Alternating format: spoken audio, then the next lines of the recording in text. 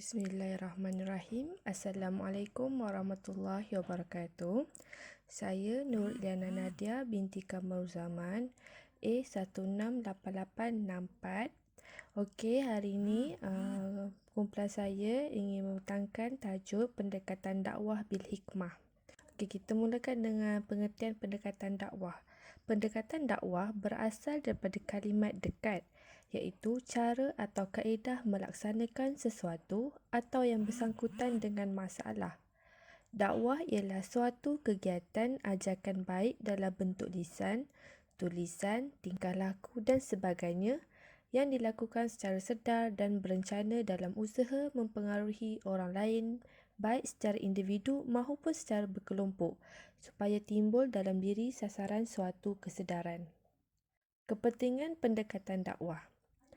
Seterusnya, kepentingan pendekatan dakwah. Abdul Karim Zaidan menjelaskan dengan mengumpamakan pendakwah dengan doktor. Kerana pendekatan dakwah secara rawatan, isi dakwah dengan ubat untuk menyembuhkan penyakit dan sasaran dengan pesakit.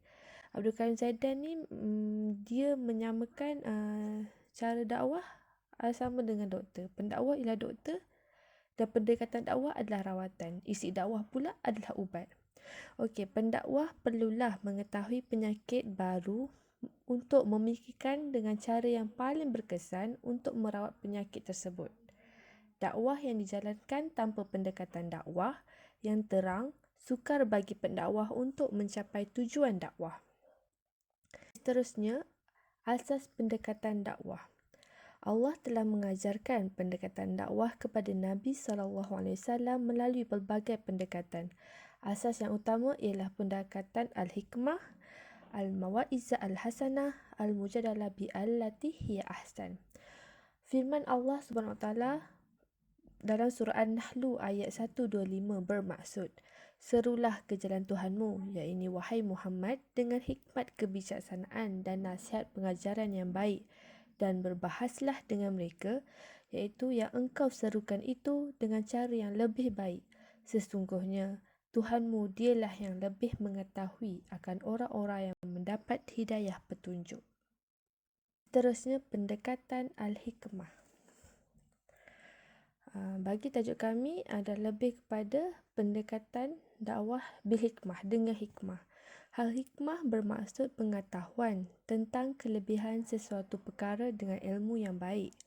Ilmu dan kefahaman, keadilan, percakapan yang sedikit tetapi memberi maksud yang tinggi, kebijaksanaan dan tahan marah. Dari segi istilah pula, hikmah membawa maksud percakapan yang benar selaras dengan jiwa pada masa itu. Okey, termasuk pula bahagian cara-cara dakwah bil hikmah. Antara cara-cara dakwah bil hikmah ialah yang pertama, dakwah bil hikmah dengan ilmu. Yang kedua, dakwah bil hikmah dengan kesabaran. Yang ketiga, dakwah bil hikmah dengan tidak tergesa-gesa. Dan seterusnya, dakwah bil hikmah dengan mempunyai teladan yang baik. Okey, seterusnya kawan saya akan terangkan pula. Baiklah, seterusnya saya akan sambung pembentangan untuk kumpulan kami. Sebelum tu saya akan perkenalkan diri saya. Saya Iman Munir bin Mahfuz binti Syah Ahmad Munir, A169232. Baiklah, seterusnya adalah cara-cara dakwah bil hikmah. Dakwah bil hikmah ini ada pelbagai cara, tapi antara yang paling utamalah untuk kita aplikasikan sebagai seorang dai. Yang pertama ialah dakwah bil hikmah dengan adanya ilmu. Dengan ilmu, seorang pendakwah ni haruslah mempunyai bekalan ilmu yang luas. Ilmu merupakan asas utama yang perlu ada bagi setiap yang bergelar Muslim. Kerana tanpa ilmu, manusia adalah seorang yang jahil. Seterusnya, dakwah bil hikmah dengan kesabaran. Okey, dalam menyampaikan dakwah ni perlulah ada sifat kelembutan dalam bermuamalah tu. Seperti mana yang sudah kita ketahui, kisah bagaimana perjalanan baginda Nabi Muhammad sallallahu alaihi wasallam berhijrah ke Taif, berdakwah ke Taif. Walaupun dahsyat ujian yang diterima baginda sehinggakan malaikat Jibril menawarkan diri untuk menghempaskan gunung ke atas kaum Taif tu, namun baginda menghalang dan membalas dengan doa kepada Allah SWT untuk berikan kebaikan kepada penduduk Taif ni. Okey, seterusnya dakwah bil hikmah dengan tidak tergesa-gesa. Okey, tidak tergesa-gesa ni adalah dengan kata lainnya, berhati-hatilah dalam sikap dan kata-kata yang disampaikan oleh seorang pendakwah tu.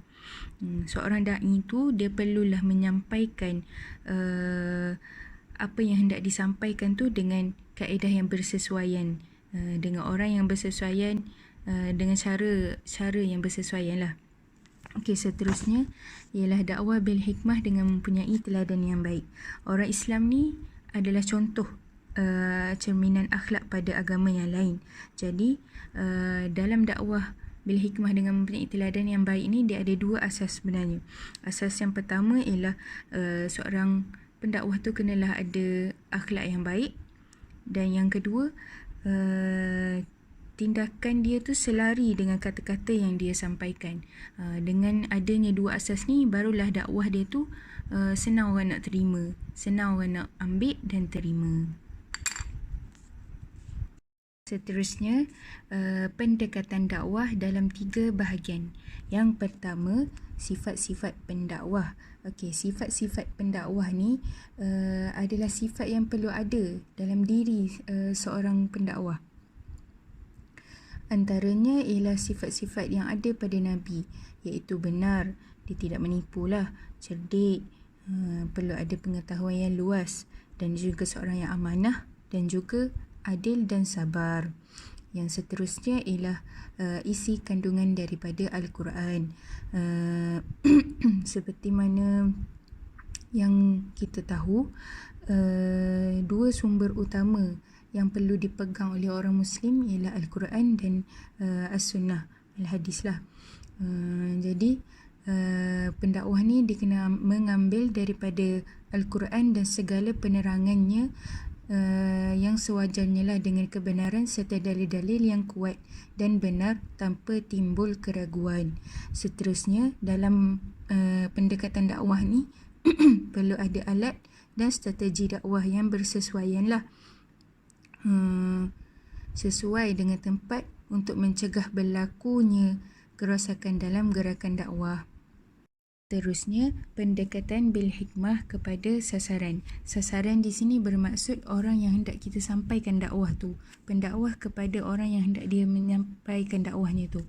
Okey, yang pertama, perlulah mengikut suasana persekitaran, perlulah tengok keadaan orang yang hendak kita sampaikan tu. Jadi bila tengok pada suasana persekitaran dan keadaan sasaran dia tu, kita sebagai pendakwah perlulah ada kaedah yang baiklah, kaedah yang betul untuk menyampaikan dakwah kita.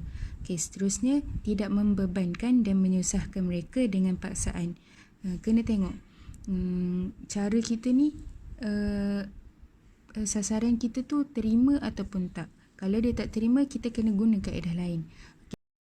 Okey, seterusnya, cara penyampaian mengikut keadaan dan tidak menekan. Tidak menekan ni maknanya tidak memberi tekanan lah kepada sasaran tu. Oleh itu pendakwah ni dia kena ada satu cara penyampaian yang kenalah dengan apa yang hendak disampaikan tu, apa yang hendak disampaikan pada orang yang hendak dia memberi dakwahnya tu. Okey, seterusnya mengikut kadar kemampuan. Mengikut kadar kemampuan. Baiklah, kesimpulan untuk pembentakan kami ni, pendekatan Al-Hikmah ni merupakan satu pendekatan dakwah yang asas. Pengertian yang paling dekat ialah meletakkan sesuatu pada tempatnya, iaitu mengikut kesesuaian sasaran. Pelaksanaan yang penuh dengan hikmah ialah pendakwah perlu mempunyai ilmu, kebijaksanaan, kesabaran, keadilan, lemah lembut, kefahaman kebenaran dan pengalaman yang asas untuk membuat sesuatu keputusan yang bersesuaian dan tepat dengan keadaan sasaran. Dakwah ni juga ialah bertujuan untuk memberi bimbingan dalam kehidupan manusia dalam menuju kesejahteraan di dunia dan juga di akhirat. Dakwah bil hikmah ini merupakan antara asas-asas pendekatan dakwah yang perlu diambil perhatian oleh para pendakwah atau organisasi dakwah dalam melaksanakannya. Sekian, terima kasih daripada kumpulan kami.